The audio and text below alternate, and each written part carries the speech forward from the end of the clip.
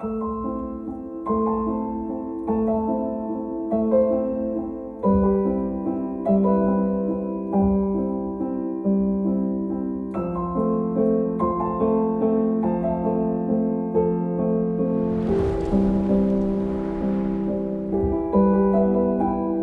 la Fondation Pure Essentielle, c'est issu de notre activité, c'est-à-dire que Pure Essentielle, c'est un laboratoire de santé naturelle. On prend énormément à la nature, on utilise des tonnes d'huiles essentielles qui elles-mêmes ont nécessité des milliers de tonnes de végétaux.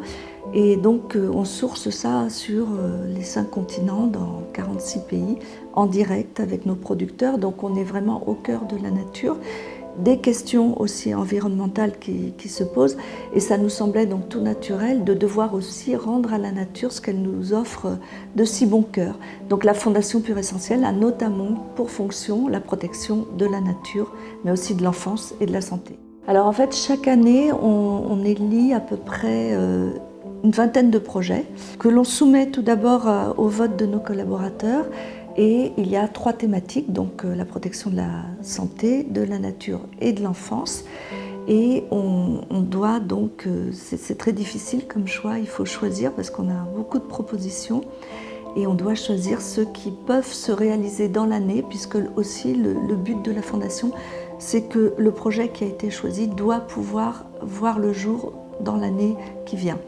Donc quelque chose de très constructif, très pragmatique et très bénéfique immédiatement, à la fois pour la nature et puis pour l'environnement.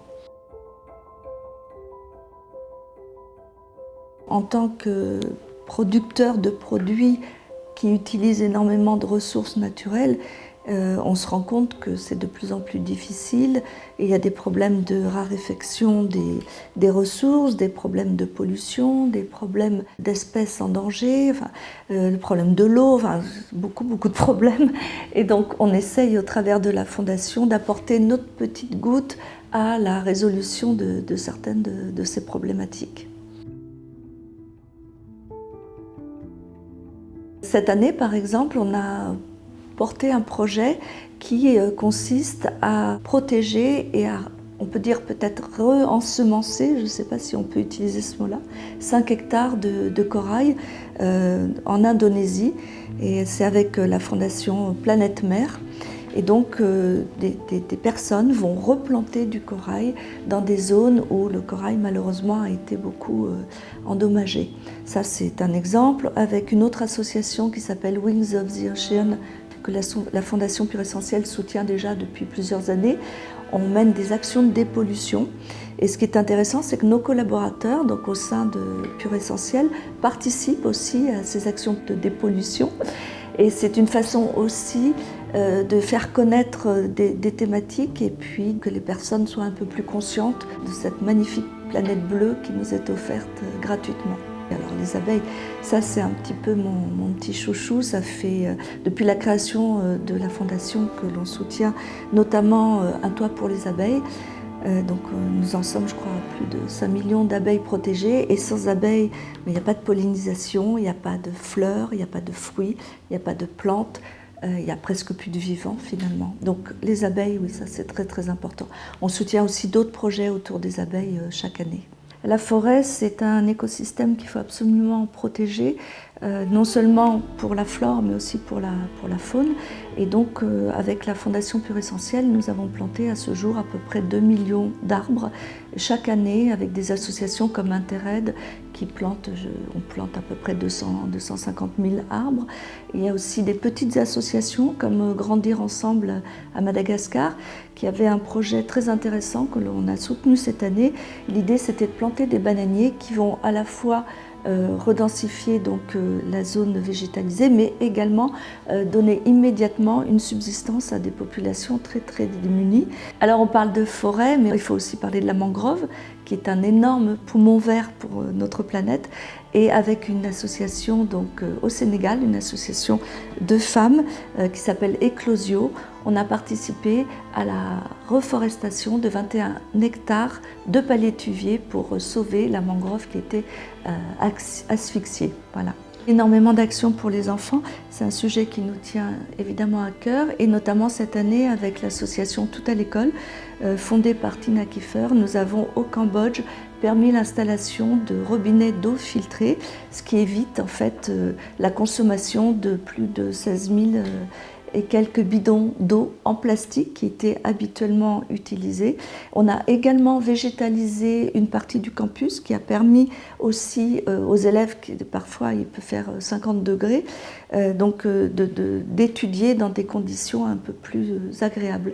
Voilà, donc c'est un projet construit de A à Z qui protège l'eau, limite la pollution et permet aussi une meilleure conditions d'éducation pour ces jeunes filles défavorisées.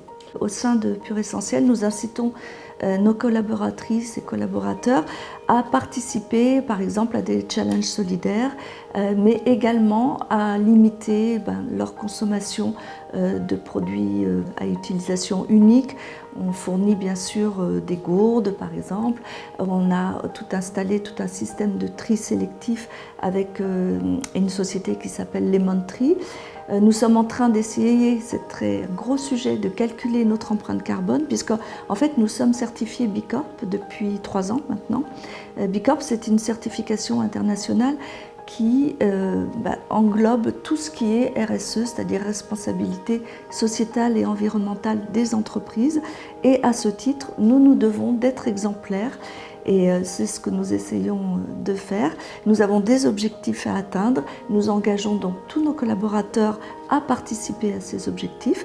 Et puis, c'est le signe, en fait, la certification B Corp, qu'une entreprise peut faire du business qui puisse être bénéfique à la fois pour la planète et pour l'homme et son environnement. Donc B comme bénéfique pour tous et pour tout le monde. Effectivement, avec Marco Pacchioni, mon mari, qui est également le deuxième fondateur de Pure Essentiel, nous avons une chance extraordinaire, c'est que l'on peut voyager à la fois pour faire du business, donc voilà, mais également pour aller voir nos producteurs in situ et en même temps, quand c'est possible, soutenir aussi localement des associations. C'est ce que nous avons fait par exemple en Afrique du Sud. On avait l'occasion à la fois aller voir nos producteurs d'arbres à thé qui travaillent selon des normes de commerce équitable. En même temps, à cette époque, on soutenait une association qui faisait de la réhabilitation de crèches dans des bidonvilles, donc ça c'est un exemple. Au Sénégal, on a aussi eu la chance à la fois d'aller voir nos clients partenaires, mais une association également qui participait à l'hygiène menstruelle des jeunes filles et qui est donc un des piliers très très importants dans l'éducation des jeunes filles, parce qu'une jeune fille qui n'a pas la possibilité d'avoir des toilettes, donc là il était question d'installer des toilettes, mais aussi de leur fournir des machines à coudre pour fabriquer des protections périodiques, parce qu'il faut savoir qu'une jeune fille qui a ses règles va être ostracisée, ne pourra pas, dans des conditions d'hygiène normales, à peu près normales, poursuivre sa scolarité. Donc il y a un taux de déperdition de ces élèves à partir d'un certain âge, dès que les jeunes filles sont en âge d'avoir leurs règles. Et ça a permis, on a vu les résultats très très vite, c'est-à-dire que très rapidement, le taux de fréquentation et d'assiduité des jeunes filles à l'école a progressé et elles ont même dépassé en qualité de résultats, en tout cas scolaires, les garçons. Donc voilà, on peut se permettre de voyager à la fois pour voir nos producteurs, voir le travail des associations que le soutient et puis en même temps faire du business bénéfique donc pour tout le monde. Alors les projets, nous on ne les crée pas, on attend que les associations viennent nous les apporter et on a énormément de projets. Ce qui est très difficile maintenant, c'est qu'on soutient certaines associations déjà depuis plusieurs années, mais il y a d'autres projets qui nous parviennent et il faut faire des choix. Donc je dirais que le projet de la Fondation, ça serait de pouvoir continuer à soutenir encore plus de projets et voir la réalisation de ces projets. Et on le voit chaque année puisque, comme je vous l'expliquais tout à l'heure, À chaque fois, le projet doit se réaliser dans l'année, donc on sait que l'on a déjà soutenu un certain nombre de familles, replanté un certain nombre d'arbres, protégé un certain nombre d'abeilles, mené X missions de dépollution, soutenu des enfants dans leur scolarité. Et tout ça, déjà, c'est un beau projet.